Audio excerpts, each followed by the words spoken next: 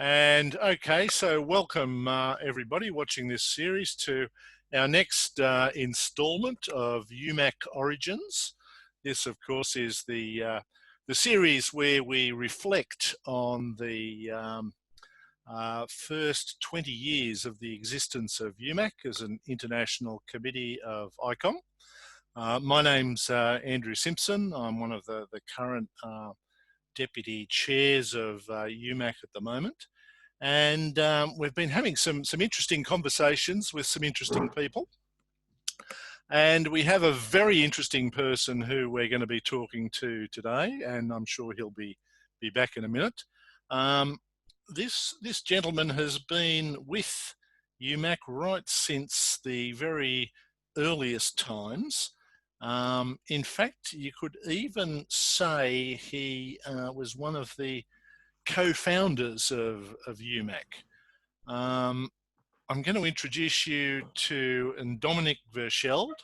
Dominick is at the moment, he's the Science, Research and Education Coordinator at the Ghent University Museum, the brand new, just very recently opened Ghent University Museum.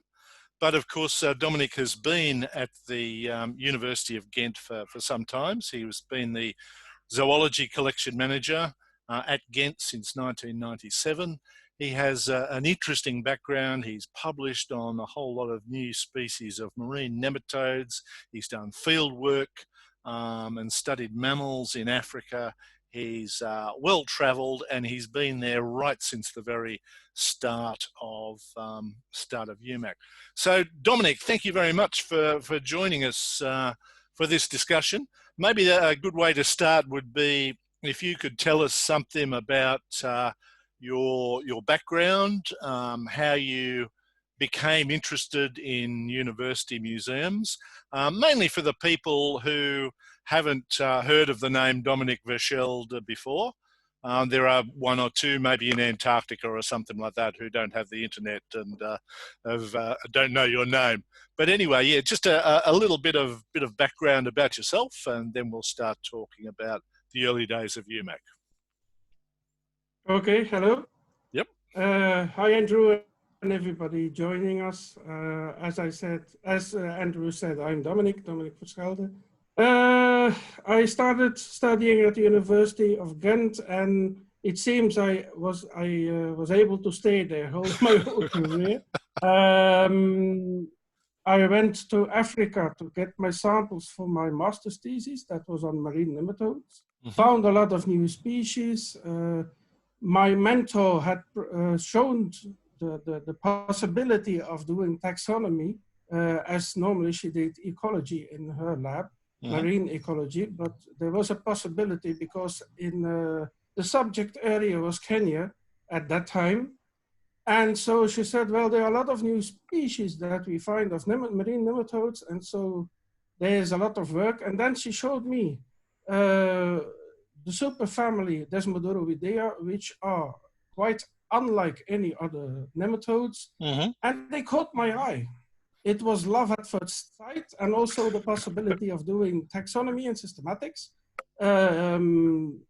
Additionally to ecology, that was something that tickled my fancy. And so I did that. I ended up doing completely taxonomic master's, so no ecology at all. There was lots to be done. Also, a large percentage of the species we found were new, so a lot of descriptions needed to be done. And it went from there. And so I started as an assistant to give practical courses after my master's thesis. Yep. And all of a sudden, we had a collection, a zoology collection at our university. Which is as old as the university itself. So our university started in 1817, and also our collection was started at the same time. So it has been an educational collection for zoology from the start, and there was nobody to care for it. And so as a first in Flanders, so in Belgium you have Flanders and Wallonie, and those are separate in governance. Yep. And so for the first time, actually at Flemish University, they opened the position of a curator. There were none at any university in Flanders. And so I went for the job. I said, okay, my mentor said, well, if somebody can do it and a taxonomist, it should be you. There were a lot of candidates, and I ended up being the only one who passed in the end. There were about 3 exams and interviews, and I ended up being the only candidate, starting from 24. And so, as you said, I started in '97, and I have been over there ever since. And I hadn't had a bored moment ever since also. I work with the students, work with the professors. I having at that, concerning being a curator of a zoology collection, I'm having the time of my life. That's fantastic. I think it's extraordinary that you had to pass all these exams and do all these interviews to get the curator's job in the first place. But yeah, so you started there as a zoology manager in the late 1990s. And round about that time, there was a bit of a feeling, I know in some parts of the world, that university collections were perhaps in trouble and under threat. We've certainly heard that said by other people who we've spoken with. What was the situation like for you in Belgium? Was there this feeling that something needed to be done about the state of university collections, or what? Well, I would dare to say that the feeling was the opposite. Okay. There was more a feeling of optimism. Get rid of them. Okay. That was the danger. Yeah. It was the flourishing moment of genetics, of biochemistry. So those studies needed a lot of money, a lot of personnel. And so anything that had to do with a collection, that was passé, that was, don't do that because anymore. It was because collections were the basis of the previous generation of science. Yes, no, a lot of previous. But of course, you know as well as I do that having collections actually gives you resource material for doing genetic studies and things like that. But that was the actual sentiment when it started. So in the 1800s, university lessons were given to students around collections. They needed collections to give ex-cathedra lessons and to give practical courses. And labs, for instance, research labs only started at the 1870s. But from that time on, the collections were still very important, but they started to lose bit by bit, year by year, some interest. And so by the 1960s or 70s, they were regarded as, well, we don't use them anymore. And why do we need them? It's interesting because what you've picked up on there is exactly the same thing that from other people who we've spoken to, exactly the same feeling in Finland, in the UK, and even in the US. And certainly it was the same sort of thing in Australia.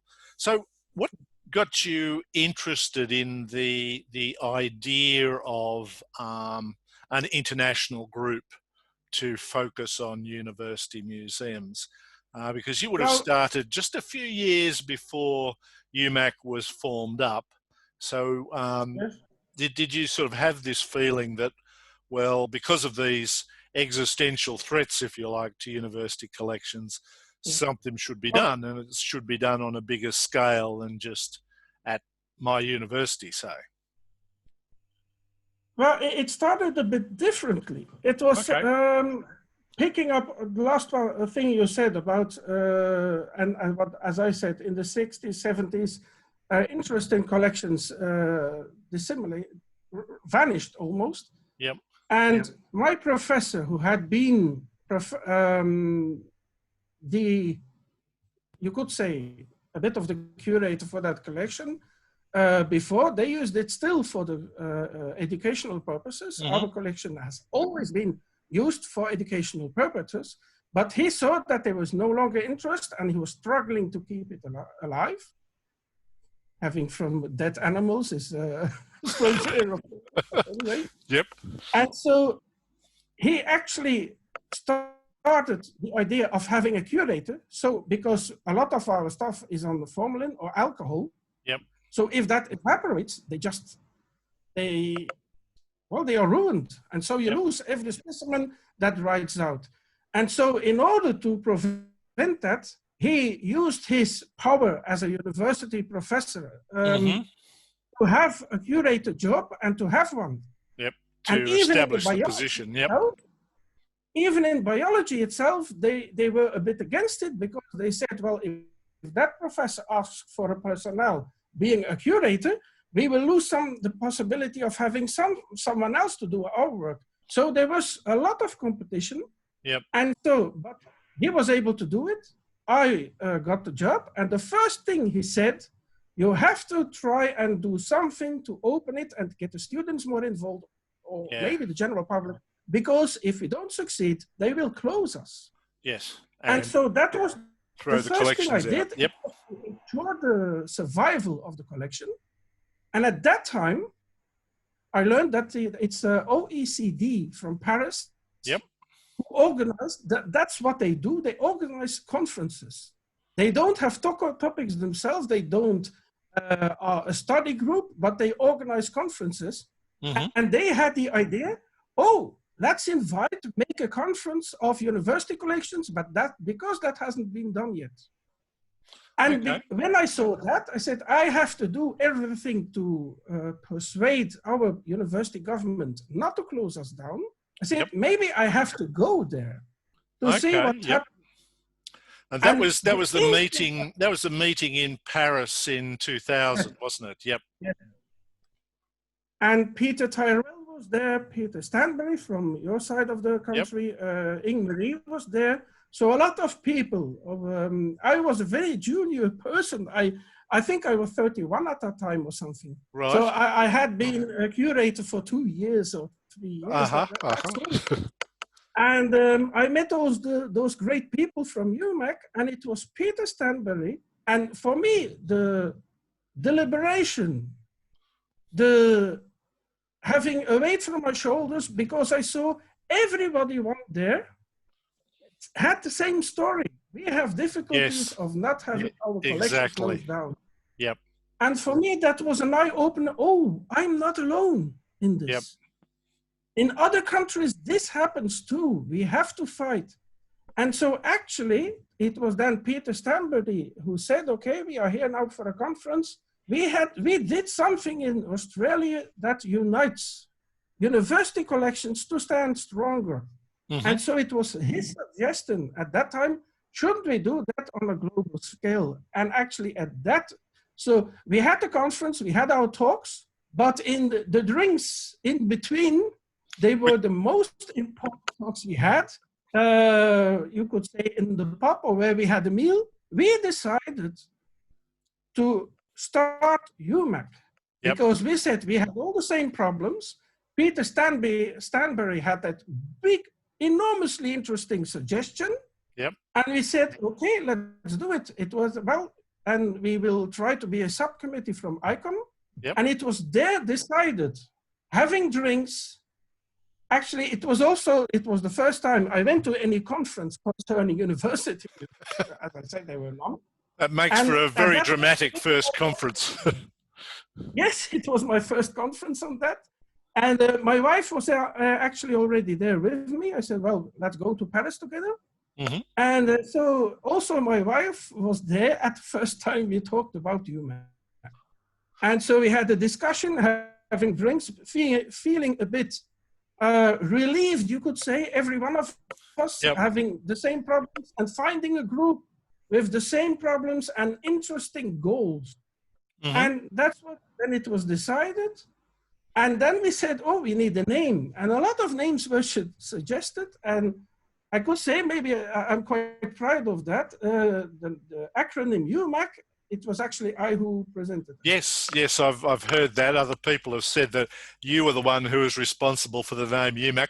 But I love the way you tell the story, Dominick, because what you've brought out is the very interesting fact that it's the drinks and the socialization that happens at conferences. It's all the informal discussions which are often much more interesting and much more valuable than the formal sessions. Yep. I talked about drinks because I couldn't get to it, but it's actually, as you say, I didn't get the name, but the informal discussions were extremely important there. And the informal discussions were where that Peter Stanbury suggested the idea of doing that, and where we decided on the name. Mm-hmm. And the next meeting the following year was in Barcelona, and it was actually once UMAC had won the argument to be a new international committee, and that was really their first meeting. So in a way, their first formal meeting as a new international committee of ICOM. So in a way, our kind of 20-year history stems from, started in 2000 at this meeting in Paris, and then moved over into 2001, which is why we're kind of doing this whole UMAC Origins series between 2020 and 2021. That's really extraordinary. It's really interesting too. You've mentioned a few people there who ended up becoming well connected to UMAC and attended many conferences. Peter Tyrrell, was talking to him not so long ago. Marie, of course. And yourself and Peter Stanbury. Did you go to the next meeting in Barcelona? Well, there you have a very interesting point of my own character. Oh, sorry. I have to admit, you know that, Andrew, I'm terribly afraid of flying. And also, we didn't have any money. Yep. I was running a university museum on my own. From cleaning lady to technician to scientist, I was everything. Yep. I organized an exhibition every year, sometimes 2 per year, to make the university government see that it was important. So I was very busy, and that was my reason to say, okay, I was in touch with everybody. Yep. I was in Paris where we had that epiphany of starting UMAC, but I wasn't in Barcelona because I had reason to say I don't have the time, and also this time wasn't there. I didn't have the money, but the actual biggest reason was because I'm so scared of flying. Okay. And it took, but the official reason can be the lack of money. Yes. And so by 2001, my actual director of the director of the University Zoology Museum retired, and by 2002 I got a new young professor being the director. And I was talking about a conference, and that would be in 2003 in Oklahoma. And he said, well, go there and I can maybe do a lot of things for my courses. Maybe I can free some funds. And then I told him bravely, I said, well, that's not the actual problem. Of course, the money and having to buy an expensive ticket is an issue. But I'm afraid of flying. So if you say you can go, I won't. If you say you must go, I will have to. And then so that young professor said, okay, Dominick, you have to go. You have to go. It's compulsory. No excuses. And of course, I think... And it was actually there when we met...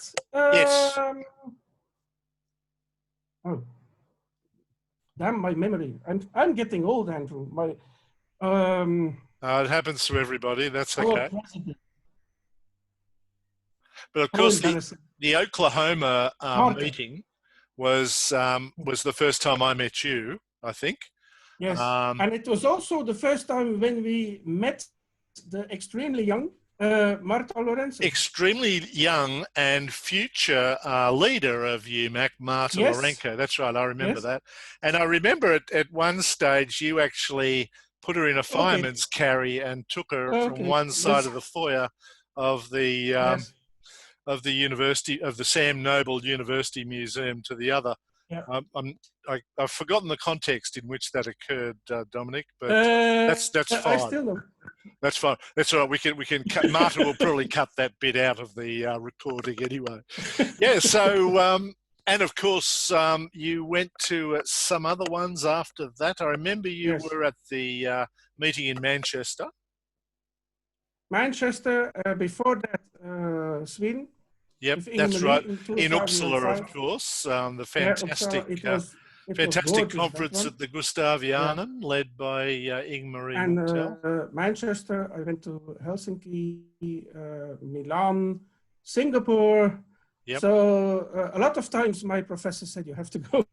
Yes, yes. They made it problem is I only went every other year. So to get myself, so I have to admit, I need to take Xanax.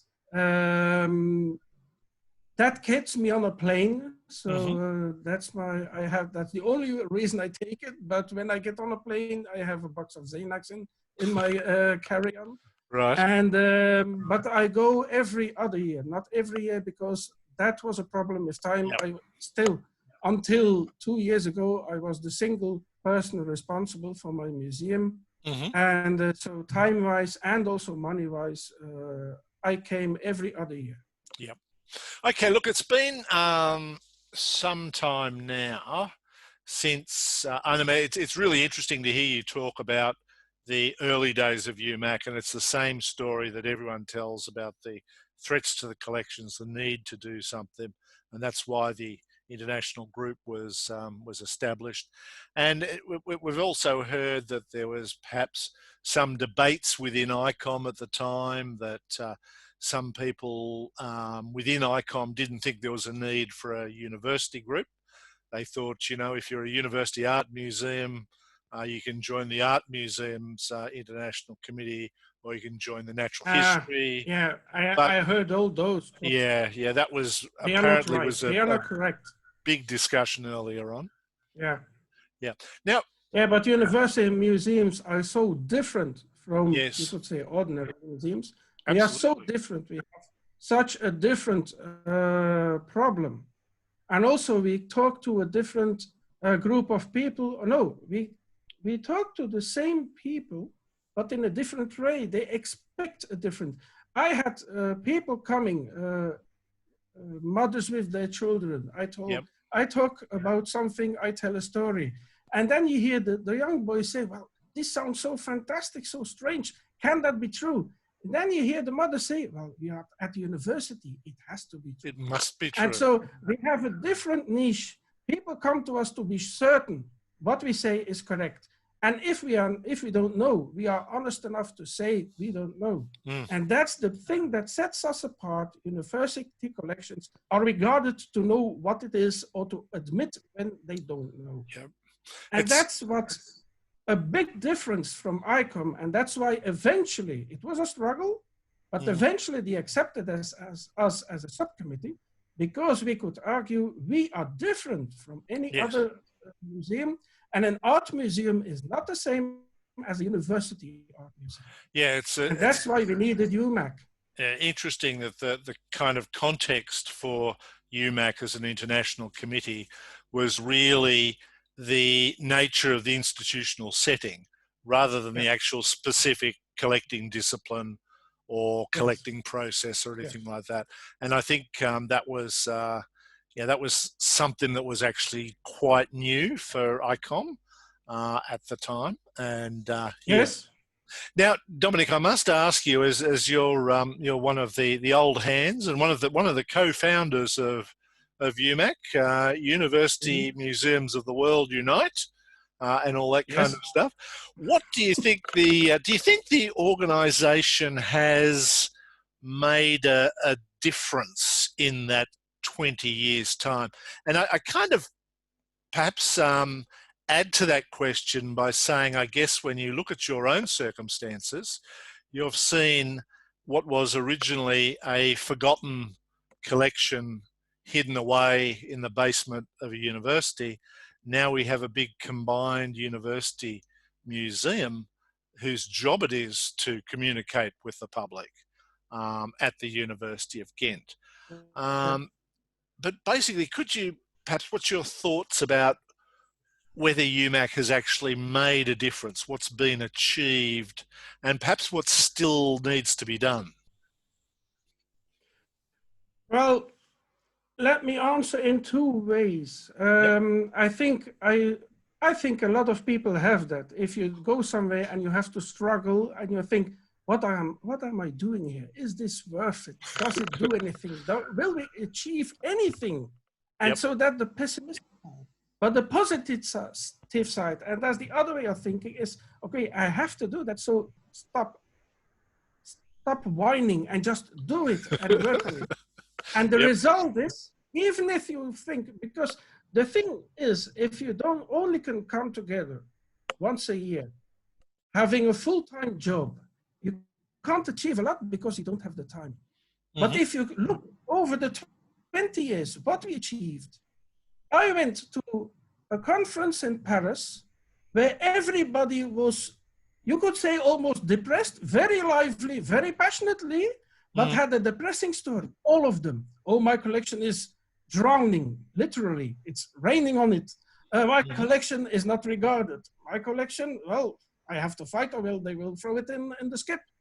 So everybody told a story like that. About 5-6 years later, as I said, I only went starting to the conferences 2003, then 2005. I saw the story changing. People say, oh, I achieved this. At our university has listened. And it started a movement, you could say, that people from there, I think this is very, very appropriate use, from down under went up to the government to talk about, okay, we have this, we should treat it in a good way and use it. It's not the government who said, oh, you have collections, do something. It's us, the curators, the directors from collections who said, we have to do this. And we got, I am convinced that we got the strength to do that locally because UMAC was there. When we came together in UMAC, we could, you could say, well, ease each other's grief of the problems and say, oh, well, you are doing a good thing and it's important. We gave ourselves a pat on the back with everyone, and everybody went home having a good idea about it and being able to struggle again for another year, you could say. And that started a whole movement because as I went to the conferences over the years, I saw different stories from a different angle. It was no longer the whining, you want to kill me or drown me or put myself on fire. They are listening to me and we are using collections. And now we just have to make it work and find funding and find personnel and so on. The story was different. And it's still changing. I think that's very interesting what you say. In a way, you've hit on a very important point there. UMAC kind of gave individuals working in university museums the courage to step forward, step straight into, you know, your vice chancellor's office or your rector's office and say, look, we are core business of this university and we need support. And we can do good things for the university if you give us support. And I think that it's very interesting. And that to me is one, probably the most fundamentally important achievement. And I think you're right. I think also that we started to see that after 5 or 6 years of the original foundation. Because I remember some of those early conferences, you'd meet up with people and they'd say, well, you know, things are starting to change at my university, as you said yourself. They're starting to listen. I'm managing to get some support now after not having any support. And also, Andrew, what is important is by that time, we started meeting new people who hadn't been there They Yes. didn't know about the start of UMAC, and they had the same story as we had in the beginning. Yes. And we could say at that time to them, well, but if you are brave, if you get the courage, it can change because we are starting the change. And so it can happen with you too. And so the new people coming with the sad story that we had in the beginning, we could give them the courage to start doing it. And also that change. And time after time, we saw new people coming that we could give the courage. And we saw a difference over the years, really coming. That's very true. There has been, one of the good things about having an international committee as a focus means that the organisation is always there and it does attract people, because quite often I hear stories that people end up working in university museums almost by accident. They kind of drift into that mode of work, usually because they're passionate about the subject matter or passionate about the collections. It seems to be a common story for lots of people. And once it's something I said in 2005 in Uppsala. It's actually, I ended with a picture of my family. That was the last slide of my PowerPoint. I said, you have to look at this. We have a very difficult job, a very demanding job, not really good, which is not going really being paid very well. And we can only do it because we are so passionate. The passion is our drive, nothing else, not the money, not the opportunity, it's the passion. You can't do a curator job or anything like it in a museum if you're not passionate. And that's why I showed my family. I said, the hours I spend in my collection, I could not do if my wife and children wouldn't support me. They actually, my children came to the museum to help me because they would be with me, otherwise I wouldn't be at home. And I said, without the support of my family, I wouldn't be able to be so passionate about it. And I wouldn't be able to do it. And after my talk, a few people came to me, they said, well, you're actually right. In my case, it didn't work. So it was very, very important. The passion is the main thing. You don't do a job like that if you're passionate, because you wouldn't cope. Now, just well, probably one last question to think about. I think I agree with everything you've said so far. I mean, it's the passion that actually has driven the formation of the organisation in the first place, and that's what continues to sustain it as well. What do you think UMAC hasn't achieved yet, and could be doing in our next sort of 20 years? Where are we going? What are the big issues? I mean, I know that the whole university sector worldwide is challenged by the current situation with the pandemic. But what do you think the real issues are for university museums and collections going forward from here?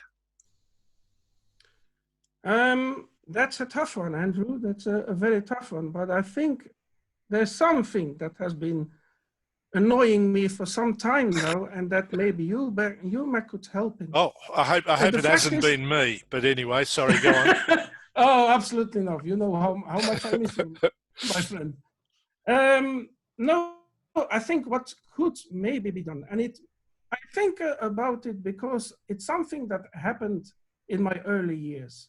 When we started UMAC, I think it was maybe 2003 or 4, when I had a visitor, and somebody from the university was with me because it was an important visitor.